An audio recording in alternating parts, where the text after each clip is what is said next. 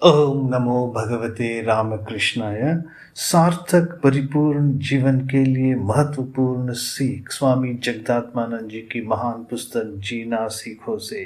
स्वामी जगदात्मानंद जी की शक्तिदायी विचारों से परिपूर्ण भरपूर पुस्तक जीना सीखो से। अब हम देखेंगे एक छात्र की आप बीती। अक्सर यह देखा गया है कि छात्र जो सुदूर गांव से शहरों में पढ़ने के लिए जाते हैं, उनके समक्ष कई तरह की चुनौतियां चैलेंजेस सामने आती हैं। शहर की चकाचौंध ग्लैमर, वहाँ की जीवन शैली, यह छात्र के मन को भ्रमित कर देती है। गलत संगति में फंसने के कारण एवं अध्यापकों के समय पर दिशा निर्देश न होने के कारण, टाइमली गाइडेंस न होने के कारण छात्र खुद से विमुख हो जाता है, पढ़ाई लिखाई से दूर चला जाता है, अवसाद में डिप्रेशन में रहने लगता है, अंततः व्यसनों का शिकार हो जाता है, ड्रग्स अल्कोहल एटसेट्रा का शिकार हो जाता है। बहुत बार तो नवयुवक आत्महत्या भी कर लेते हैं। यह एक विकट समस्या है। आज के नवयुवकों को सही दिशा एवं उचित ज्ञान की आवश्यकता है।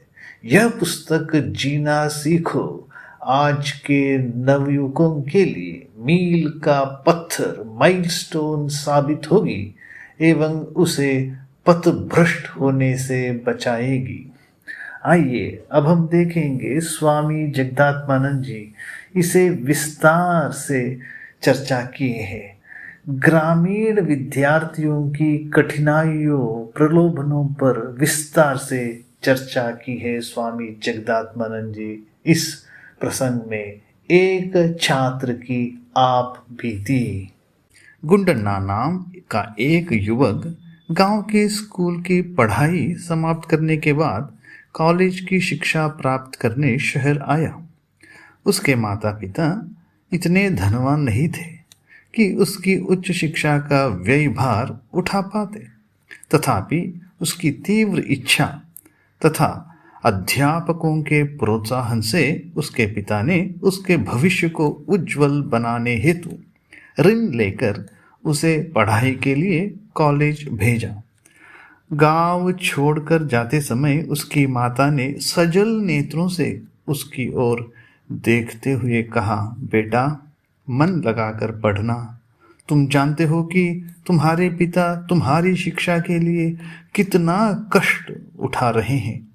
तुम्हारे छोटे भाई बहनों को भी पढ़ाना है।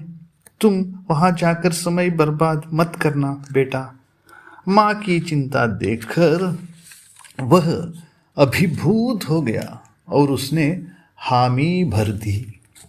गांव छोड़ने से पहले गुंडन्ना ने हनुमान जी के मंदिर में जाकर उनसे प्रार्थना भी की।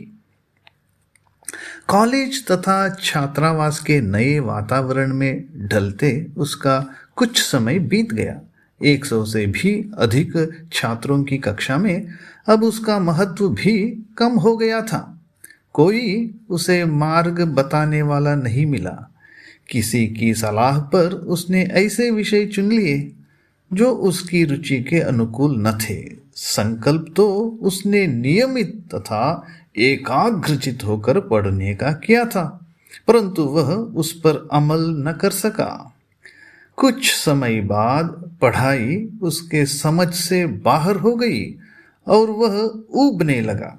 क्रमशः उसका आत्मविश्वास जाने लगा और एक अज्ञात आशंका ने उसके मन पर अधिकार जमा लिया। वह सोचने लगा, मुझे यह क्या हो रहा है?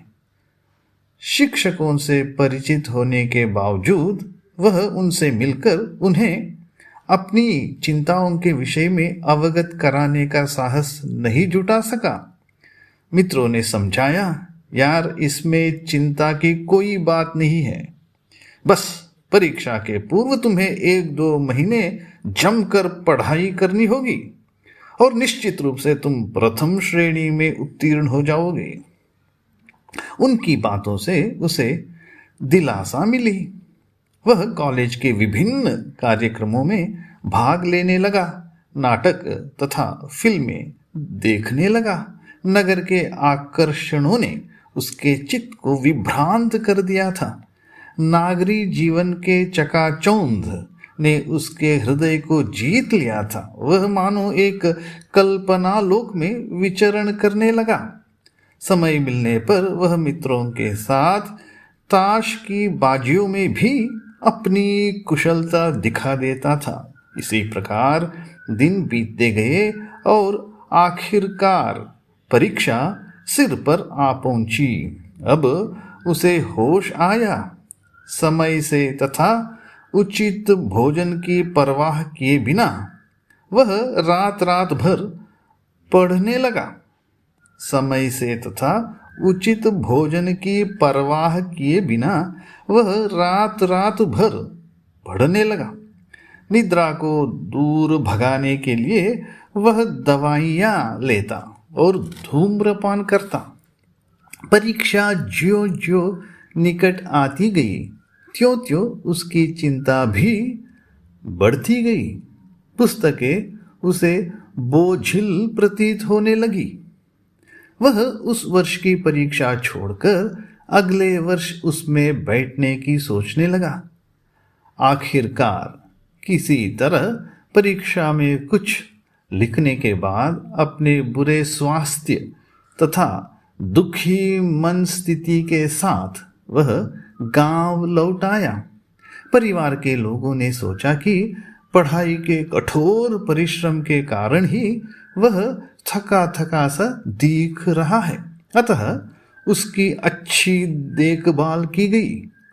परीक्षा फल निकलने पर पता चला कि उसका नाम उत्तीर्ण हुए छात्रों में न था। इसके लिए उसने अपने भाग्य को दोष दिया और बोला कि उसके ग्रह नक्षत्रों की स्थिति ठीक नहीं थी। उसने अपने अध्यापकों पर लापरवाही का आरोप लगाया। कभी कभी तो वह इतना परेशान हो जाता कि आत्महत्या करने की बात सोचने लगता था। गुंडन्ना के पास एक जीवन लक्ष्य था। कॉलेज में प्रवेश लेते समय उसकी इच्छा भी उत्तम थी, परंतु उसने अपने लक्ष्य की प्राप्ति हेतु मार्ग का चुनाव ठीक ढंग से नहीं किया था। वह उचित संगति नहीं चुन सका। उसने अपने इधर उधर जा रहे मन पर अंकुश नहीं लगाया। उसने अपने इधर उधर जा रहे मन पर अंकुश नहीं लगाया। वह अपने कर्तव्य में ठीक ठीक मनोनिवेश नहीं कर सका। उसने पढ़ाई के लिए किसी व्यवस्थित पद्धति का अनुसरण नहीं किया। वह यह बात समझने में असफल रहा कि साधनों पर समुचित ध्यान देना ही जीवन में सफलता प्राप्त करने का महान रहस्य है। वह यह बात समझने में असफल रहा कि साधनों पर समुचित ध्यान देना ही जीवन में सफलता प्राप्त करने का महान रहस्य है।